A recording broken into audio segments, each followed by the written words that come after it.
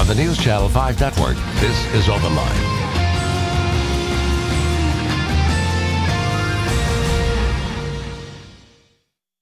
Good evening, everyone. Welcome to OpenLine. I'm Carrie Sharp, sitting in for Ben Hall tonight. So glad that you're here with us tonight. The topic, Ask the Sheriff. We have Davidson County Sheriff Daron Hall with us. You've done this in the morning before. We're going to do it here in the evening. Thanks for being here, Sheriff. Thank you for having me. I want to remind everybody the number is on the bottom of the screen. If you have a question for Sheriff Hall, give us a call. 615-737-PLUS is the number to call.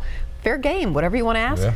He'll answer it tonight. I would say we'll answer it, but you'll answer it tonight. We'll do our best. Yeah, you know, a lot is going on that falls under your jurisdiction. And it's funny, before I even knew I was doing the show tonight, I was driving into work, and every day I look at the side of the old Criminal Justice Center. Wow. That thing is really amazing how it has come down. Big lot right now, open. Give me a status on how things are working.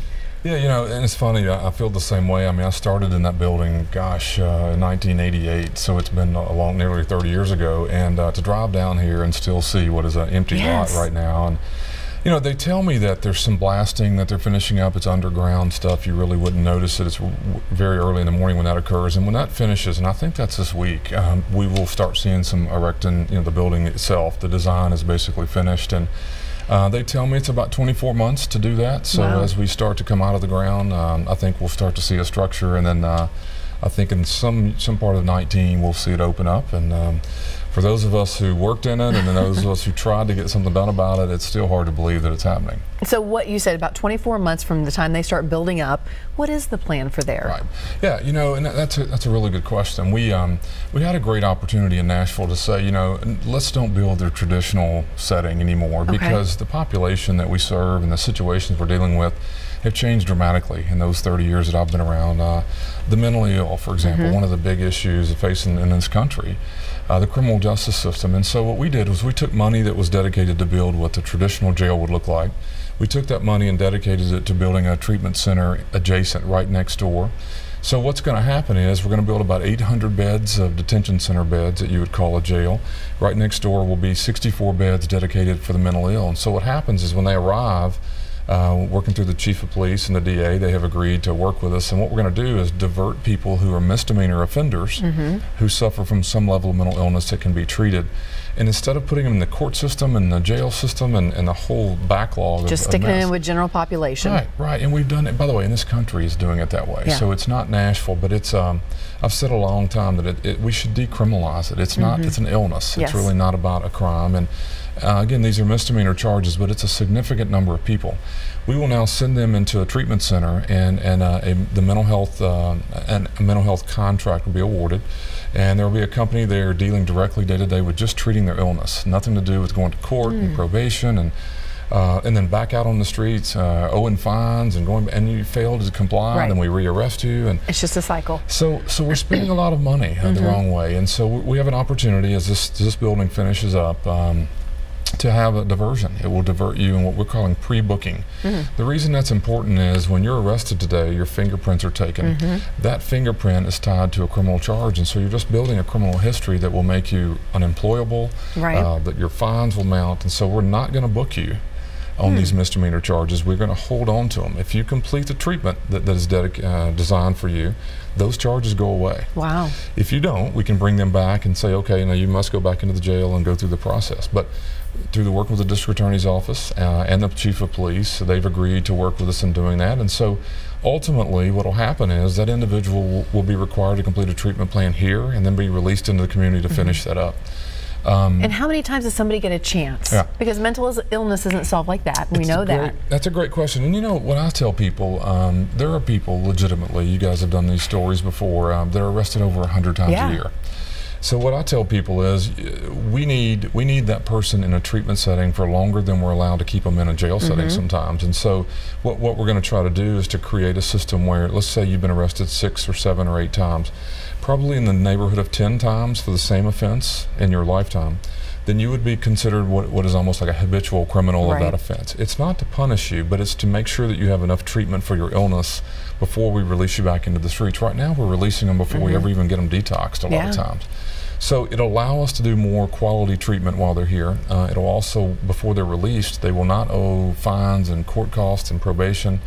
people would be shocked to learn, I was very shocked to learn after 20 plus years of looking into it, that the number 1, 2, and 3 reasons that a person who's mentally ill comes to jail is not for a crime, it's for failing to comply with something we're asking them to do anyway. And I hate to say this, most of these people don't remember to take their medication. They're surely not going to remember to go meet your probation officer.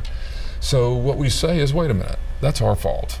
We should get them on a better track where they're not required to go meet probation, go to court, and do all these things that are very difficult for a traditional person. We need to get their medication stabilized, their treatment plan functioning, and then work with them on getting out of the court system instead of stacking it on top of them. So we're not going to have a limit on how many times you can go through treatment. What we're going to do is we're going to try to get you out of the court system so that treatment in lieu of going to court, which by the way is a lot less expensive. Jail and corrections and courts and police and probation is a very expensive way to treat mental illness.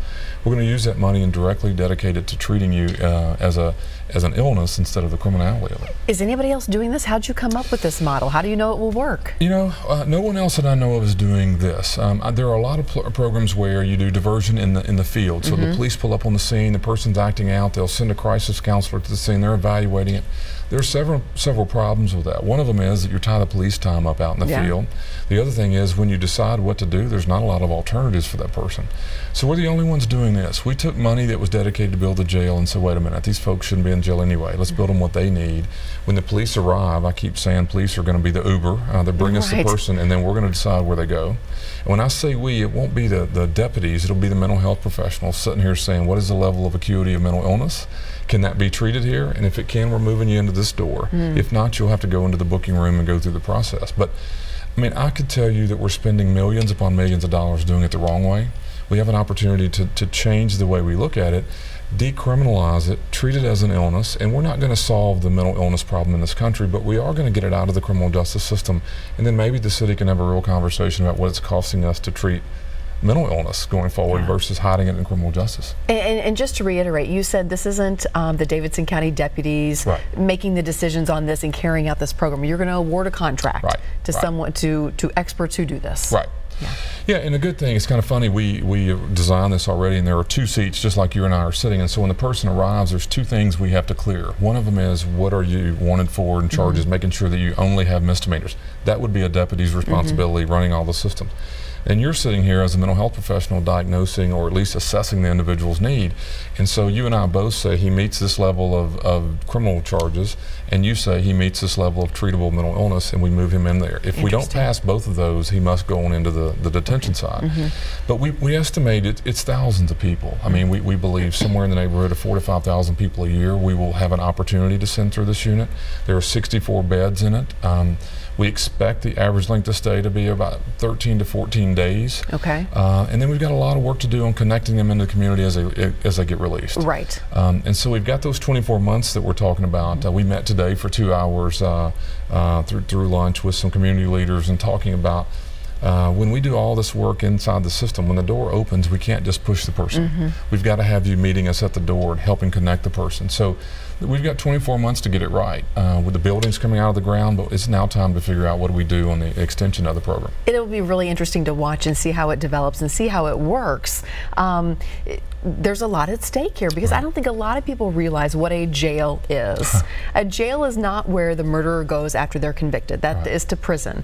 The jail is really kind of the holding place for people as they work through the court system for a lot of ways, or maybe have committed something and they're sentenced to less than a year. So there is a lot of back and forth and in and out, right?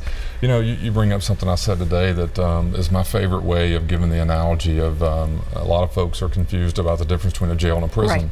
And I always say it's like a nursing home to an emergency room. They're both important, they both serve a purpose, but you really don't want people who work in nursing homes running the emergency room.